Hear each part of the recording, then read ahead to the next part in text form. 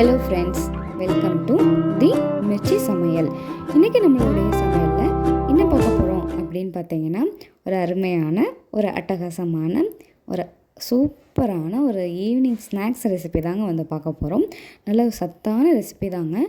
குழந்தையிலேருந்து பெரியவங்க வரைக்கும் எல்லோரும் விரும்பி சாப்பிடுவாங்க. ஆமாங்க, வாழைப்பூ வடை. இந்த வாழைப்பூ வடையில் வந்து நிறைய சத்துக்கள் இருக்குது. வாழைப்பூ அப்படின்னாலே நம்மளுக்கு நிறைய பெனிஃபிட்ஸும் இருக்குங்க. எப்படி செய்யலான்னு பார்க்கலாம் வாங்க. அதுக்கு முன்னாடி நம்மளுடைய சேனலை மறக்காமல் சப்ஸ்கிரைப் பண்ணிக்கோங்க. கூடவே பெல் நோட்டிஃபிகேஷனையும் கிளிக் பண்ணிக்கோங்க.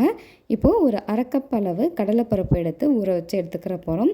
நல்லா ஒரு 4 மணி நேரம் வந்து ஊற வச்சு எடுத்துக்கிட்டிங்கன்னா கரெக்டாக இருக்கும். நல்லா அலசிடுங்க. ஒரு தடவை அலசிட்டு நம்ம ஊற வச்சு எடுத்துக்கிற போகிறோம். இப்போது வாழைப்பூ வந்து க்ளீன் பண்ணுற ப்ராசஸ் தான் கொஞ்சம் கஷ்டமாக இருக்கும். அதை பண்ணிட்டா டேஸ்ட் அருமையான ஒரு ரெசிபி வந்து நம்மளுக்கு கிடைக்குங்க.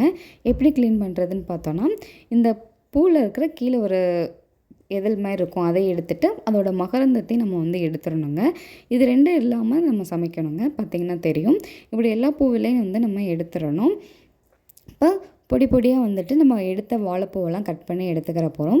இப்போ இந்த வாழைப்பூ எல்லாமே வந்து நம்ம மீத வாழைப்பூ கட் பண்ணுறதுக்குள்ளே என்ன செய்யணும், கொஞ்சம் கருப்பாகும். அதை தடுக்கிறதுக்கு நம்ம என்ன பண்ணணும்னா, மோரில் வந்து நம்ம இதை போட்டு எடுத்து விட்டோம்னா கருப்படையாதுங்க. அதனால் நம்மளுக்கு பிரச்சனை கிடையாது. இப்போ பார்த்திங்கன்னா 4 மணி நேரம் பருப்பு ஊறிடுச்சு. பார்த்திங்கன்னா நல்லா உடஞ்சி வருதுங்க.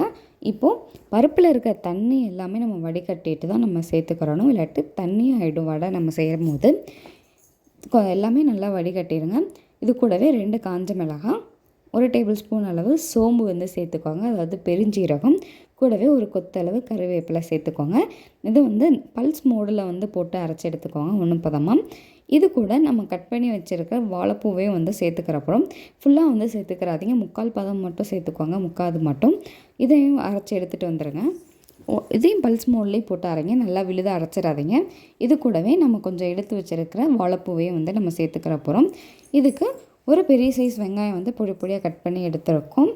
இது கூட வந்து நம்ம மிளகாய், 3 பல் பூண்டு, ஒரு சின்ன துண்டு இஞ்சி பொடி பொடியாக கட் பண்ணிக்கோங்க. கூடவே ஒரு கையளவு கருவேப்பிலை வந்து சேர்த்து பல்ஸ் மோடில் போட்டு எடுத்துகிட்டு வாங்க. கொஞ்சம் குறையாக இருக்கணும் நமக்கு. இப்போது இதையும் வந்து நம்ம இது கூட சேர்த்துக்கிற போகிறோம். கூடவே நல்லா சேர்த்து விட்டுக்கோங்க. இப்போ நம்ம மையாக அரைச்சிட்டோம்னா நம்மளுக்கு நல்லா இருக்காது. இப்படி இருந்தால் தான் நம்மளுக்கு டேஸ்ட் வந்து கொடுக்கும். கூடவே வந்துட்டு நம்ம பெருங்காயம் வந்து சேர்த்துக்கிற போகிறோம். தேவையான அளவு வந்து உப்பு. இப்போது நல்லா கலந்து விட்டுக்கோங்க.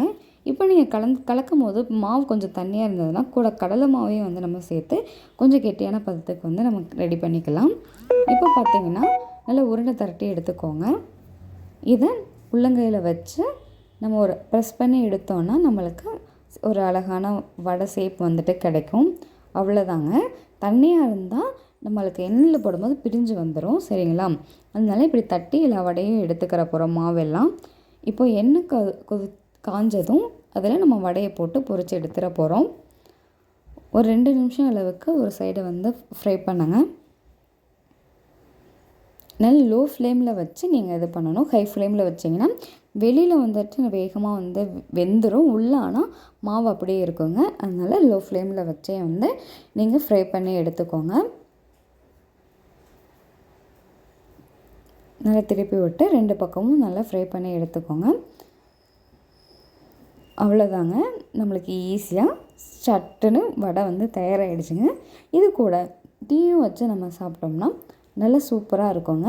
அருமையாகவும் இருக்கும், டேஸ்ட்டும் நல்லா இருக்குங்க. கண்டிப்பாக செஞ்சு பாருங்கள். அவ்வளோதாங்க, வடை 2 பக்கமும் வெந்துருச்சு. இப்போ எடுத்து சர்வ் பண்ணிட வேண்டியதாங்க.